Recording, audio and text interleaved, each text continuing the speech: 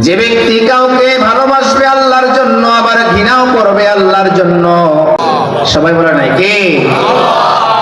যাকে আমার সবচেয়ে বেশি ভালোবাসতে হবে, এক নম্বরে সমস্ত পৃথিবীর সমস্ত মাখলুকের চেয়ে যার ভালোবাসা সবচেয়ে বেশি থাকতে হবে, এক নম্বরে তিনি হচ্ছেন আপনার আমার মালিক আল্লাহ। দুই নম্বরে আল্লাহর পরে যার ভালোবাসা আমার আপনার দিলে সবচেয়ে বেশি থাকা লাগবে সকল কিছুর চেয়ে, আপনার বাবা, আপনার মা, আপনার সন্তান, আপনার স্ত্রী, আপনার আত্মীয় স্বজন, আপনার ব্যবসা বাণিজ্য, আপনার সহায় সম্পত্তি, আপনার রাজনীতি, আপনার অর্থনীতি, আপনার পরিবার, আপনার সামাজিকতা, অর্থাৎ পৃথিবীর যত কিছু আছে, দুই নম্বরে যার ভালোবাসা আর মহব্বত সবচেয়ে বেশি দিলে থাকা লাগবে তিনি হচ্ছেন মুহাম্মদ সাল্লাল্লাহু আলাইহি ওয়াসাল্লাম। এরপরে হচ্ছে অন্যান্যগুলো। এই জন্য আসলে হিসাব মেলানো, আমি শুধু হিসাবটা মিলে বাড়িতে যাওয়ার জন্য বলবো, এতটুকুই আমার আজকের আলোচনা বিষয়বস্তু, যে হিসাবটা নিয়ে আমি আপনি বাড়ি ফিরি, যেটা তো আমার কথা না, কোনো আলেম বক্তার কথাও না, আল্লাহ তাআলার কোরআনের কথা, রাসূলের হাদিসের কথা, যে পৃথিবীতে সবচেয়ে বেশি ভালোবাসা মহব্বত করতে হবে আল্লাহ তাআলাকে, তারপরে রাসূলকে। আল্লাহ এবং আল্লাহর রাসূলের চাইতে পৃথিবীর যদি কারো ভালোবাসা আমার দিলে বেশি জায়গা নেয়, বোঝা যাবে আমার ঈমান কি পূর্ণ আছে না ঈমানে ত্রুটি হয়ে গেছে, ঈমানে ত্রুটি হয়ে গেছে। যখন আপনি দেখবেন এবং বুঝবেন যে আপনার অন্তরে, আপনার দিলে, আপনার কার্যক্রমে আল্লাহর চেয়ে ভালোবাসা আপনার বাবার প্রতি, আপনার মার প্রতি, রাসূলের চেয়ে মহব্বত আর ভালোবাসা আপনার সন্তানের প্রতি, আপনার সমাজের প্রতি, আপনার রাজনীতির প্রতি, তখন বুঝবেন যে আপনার আমার ঈমান পরিপূর্ণ হয় নাই। আল্লাহ যেভাবে ঈমান আনার জন্য বলছেন, যে ঈমান নিয়ে কবরে যাওয়ার জন্য বলছেন, যে ঈমানে আমাকে জাহান্নাম থেকে বাঁচাবে, যে ঈমানে আমাকে পরিপূর্ণ আমলের স্বাদ যোগাবে, বুঝবেন সেই ঈমান আমার হাসিল হয় নাই। আমার ঈমানে ওই যে যেরকম কাঠের ভিতরে ঘুণ ধরে ঘুণ, বুঝবেন যে আপনার আমার ঈমানে ঘুণ পোকা ঢুকছে, ঈমানকে নষ্ট করতেছে। এভাবে চলতে থাকলে আর এভাবে যদি আমি কবরে যাই, কোন অবস্থায়, যেই অবস্থায় আমার অন্তরে আল্লাহর ভালোবাসা কম, বাপ মার ভালোবাসা বেশি, রাসূলের ভালোবাসা কম, আমার সন্তানের ভালোবাসা আমার অন্তরে বেশি, আমার স্ত্রীর ভালোবাসা আমার দিলে বেশি, আমার রাজনীতি, আমার সমাজের ভালোবাসা মহব্বত আমার দিলে বেশি, কিন্তু আল্লাহ এবং আল্লাহর রাসূলের ভালোবাসা আমার দিলে কম। এই অবস্থায় চলতে থাকলে আর এই অবস্থায় কবরে গেলে জাহান্নাম ছাড়া কোনো গতি নেই। নাউযুবিল্লাহি মিন যালিক। এই জন্য হিসাব মিলানো, যে আসলে আল্লাহ যে বলছেন, রাসূল যে বলছেন, আল্লাহ এবং আল্লাহর রাসূলকে সবচেয়ে বেশি ভালোবাসতে হবে। আমি সহ আমরা কি আল্লাহ এবং আল্লাহর রাসূলকে পৃথিবীর সবচেয়ে বেশি এখনো ভালোবাসতে পারছি? সত্যি করে বলেন তো। আমি আপনি কি আল্লাহ এবং আল্লাহর রাসূলকে যে সবচেয়ে বেশি ভালোবাসা লাগবে, এটা ঈমানের তাকাজা। আমি আপনি আল্লাহ এবং আল্লাহর রাসূলকে সকল কিছুর চেয়ে সবচেয়ে বেশি ভালোবাসতে এখনো পারি নাই। তো এটা কি উচিত না অনুচিত? তাহলে আল্লাহ এবং আল্লাহর রাসূলের ভালোবাসা দিলের ভিতরে সবচেয়ে বেশি আনা লাগবে, আর তখনই আমি আপনি পরিপূর্ণ মুমিন হইতে পারবো। যদি আল্লাহ এবং আল্লাহর রাসূলের মহব্বত আর ভালোবাসা দিলে বেশি না এনে কবরে যাই, আমার পরকালে মুসিবত আছে, পরকালে মুসিবত আছে। এই অবস্থায় কবরে গেলে এই ঈমান আমাকে আল্লাহর জান্নাত পর্যন্ত নিবে না। যে ঈমান এতটাই দুর্বল, যে ঈমান আমার আল্লাহ এবং রাসূলের ভালোবাসা আমার দিলে কম, সেই ঈমান আমাকে জান্নাত পর্যন্ত নিবে না, সেই ঈমান আমাকে জান্নাতের রাস্তা দেখাবে না। বলে আমাদের ঈমানের হালত তো এমন, যে মসজিদে আজান হয়, আমরা অনেকে আছি আজান শুনাও হাঁটাচলা করি, এদিক ঘোরাফেরা করি, মসজিদে আসে নামাজে আসি না। তবে এরপরও আমরা বলি নামাজ না পড়লে কি হয়েছে, ঈমান কি আছে? ঠিক আছে। বলে যে ঈমান তোমাকে বাড়ির পাশের মসজিদের আজানে তোমাকে আল্লাহর ঘরে ঢুকাইতে পারলো না, যে ঈমান তোমাকে আল্লাহর ঘর পর্যন্ত আনতে পারলো না, ফজরে জোহরে আসরে মাগরিবে এশায়, জান্নাত কি কাছে না অনেক দূরে? বাড়ির কাছের মসজিদ তোমাকে যে ঈমান নিতে পারে না, ঈমান এত দুর্বল এত অক্ষম, সেই ঈমান দিয়ে তুমি জান্নাতে যাইবা এই আশা করো কিভাবে? যে ঈমান তোমাকে আল্লাহকে চিনায় না, যে ঈমান তোমাকে রাসূল চিনায় না, যে ঈমান আল্লাহ এবং আল্লাহ রাসূলের ভালোবাসা মুহাব্বত সবচেয়ে বেশি তোমার দিলে জায়গা দেয় না, সেই ঈমান নিয়ে তুমি জান্নাতে যাইবা, সেই ঈমান তোমাকে জান্নাত পর্যন্ত হাইটা নিয়ে পৌঁছাবে, এটা অসম্ভব। এই জন্য ঈমানকে দুরুস্ত করা দরকার। আল্লাহ যেভাবে ঈমান আনার জন্য বলছেন সেভাবে ঈমান আনা দরকার। আর পৃথিবীতে সবচেয়ে বেশি ভালোবাসার মহব্বত করতে হবে আল্লাহ এবং আল্লাহর রাসূলকে। দুনিয়ায় হ্যাঁ বাপ মাকেও ভালোবাসবো, স্ত্রীকেও ভালোবাসবো, আমার বাবাকে আমি ভালোবাসবো কার জন্য?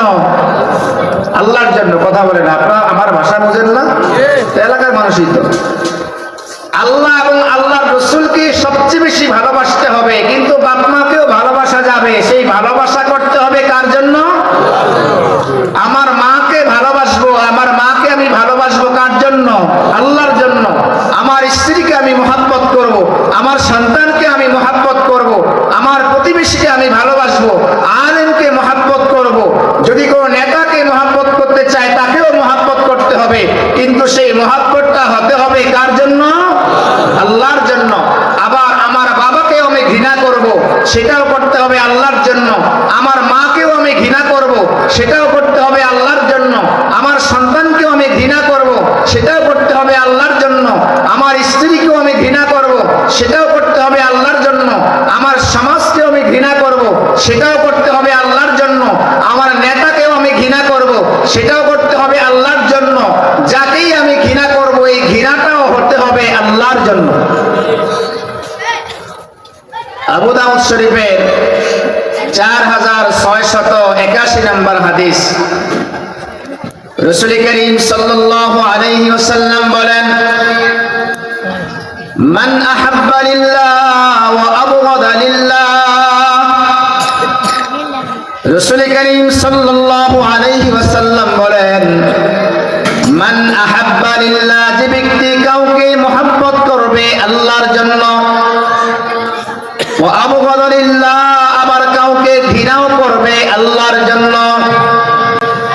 যে ব্যক্তি কাউকে ভালোবাসবে আল্লাহর জন্য, আবার ঘৃণাও করবে আল্লাহর জন্য, ওয়া আতা লিল্লাহ, কাউকে কিছু দিবে দান করবে সেটাও আল্লাহর জন্য, ওয়া মানা লিল্লাহ, এবং কাউকে কিছু দেওয়া থেকে বিরত থাকবে সেটাও কার জন্য? ফাকাদ ইস্তাকমালাল ঈমান, রাসূল বলেন সে যেন তার ঈমানকে পরিপূর্ণ করে নিল। সুবহানাল্লাহ। যে ব্যক্তি কাউকে ভালোবাসবে আল্লাহর জন্য, ঘৃণা করবে আল্লাহর জন্য, কিছু দান করবে তাও আল্লাহর জন্য, আবার দান করবে না তাও আল্লাহর জন্য। মসজিদে মাদ্রাসায় আমরা দান করি কার জন্য? আবার যাত্রাখানায় গানের অনুষ্ঠানে কিছু চাইতে আইলে দিব না, সেটাও কার জন্য? তাহলে আমাদের সকল কিছু হবে আল্লাহর জন্য। আমি একজনকে ভালোবাসি, মাকসাদ হলো আল্লাহর জন্য। আরেকজনকে ঘৃণা করি, তাও মাকসাদ আল্লাহর জন্য। আলেমকে মহব্বত করি আল্লাহর জন্য, আবার যারা আলেম বিদ্বেষীদেরকে ঘৃণা করি তাও আল্লাহর জন্য। আমরা রাসূলের দেশ মদিনা শরীফকে মহব্বত করি আল্লাহর জন্য। কাবা মক্কাকে মহব্বত করি, ভালোবাসি, তাও আল্লাহর জন্য। আবার আমেরিকাকে ইসরায়েলকে ঘৃণা করি, দেখতে পারি না, সেটাও কার জন্য? তাহলে আমার মহব্বত হবে আল্লাহর জন্য।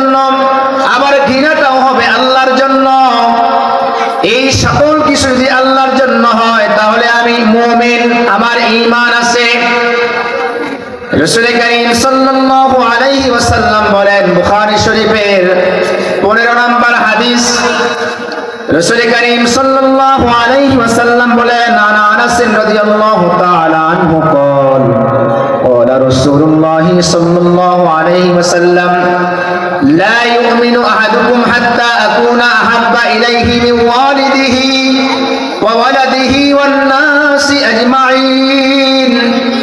রাসূল বলছে, তোমাদের কেউ ততক্ষণ পর্যন্ত পরিপূর্ণ মুমিন হতে পারবে না যতক্ষণ না সে আমি রাসূলকে তার বাবার চেয়ে, তার মার চেয়ে, তার বন্ধু বান্ধবের চেয়ে, তার সন্তানের চেয়ে, দুনিয়ার সমস্ত মানুষের চেয়ে আমি রাসূলের মহব্বত তার দিলে না হবে, আমি রাসূলকে বেশি ভালো না বাসবে, ততক্ষণ পর্যন্ত তোমাদের কেউ পরিপূর্ণ মুমিন হতে পারবে না।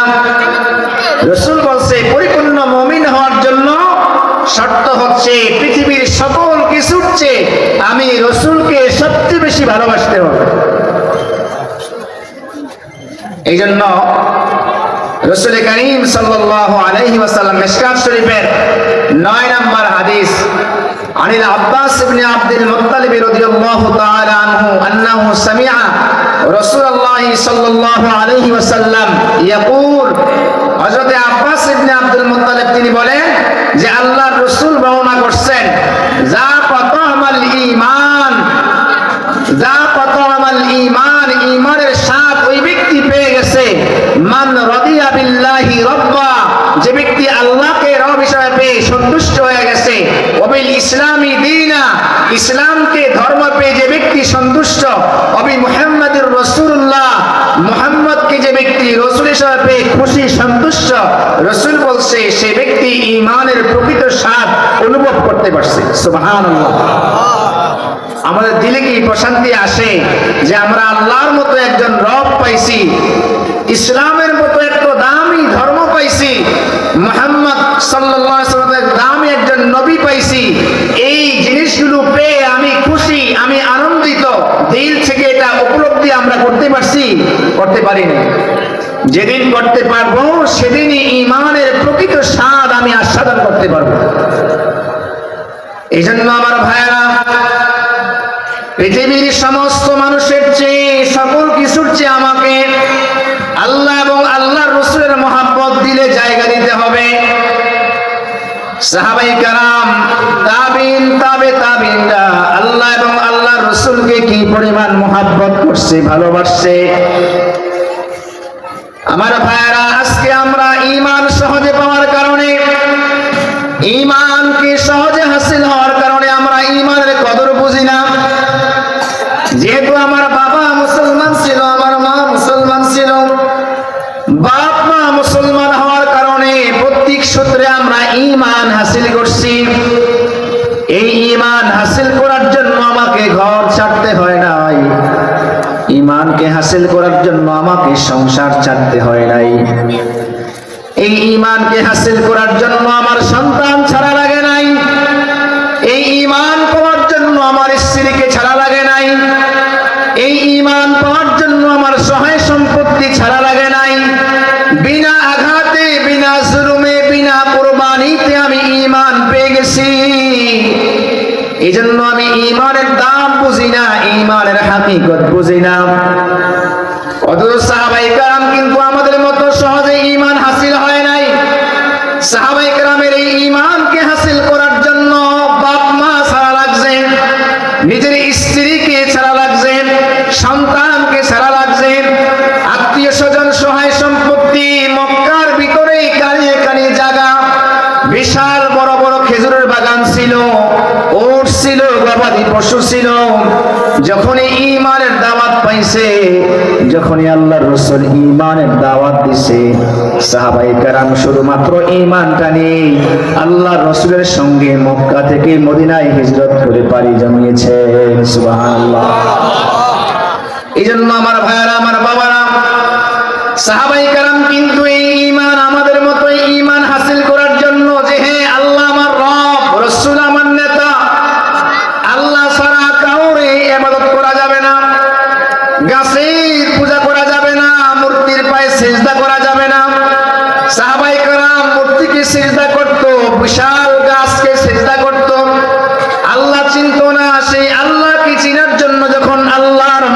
হাসিল হয়েছে, যখন ঈমানের দাওয়াত পাইছে, নিজের বাপ মা বিরুদ্ধে চলে গেছে, নিজের আত্মীয় স্বজন বিরুদ্ধে চলে গেছে।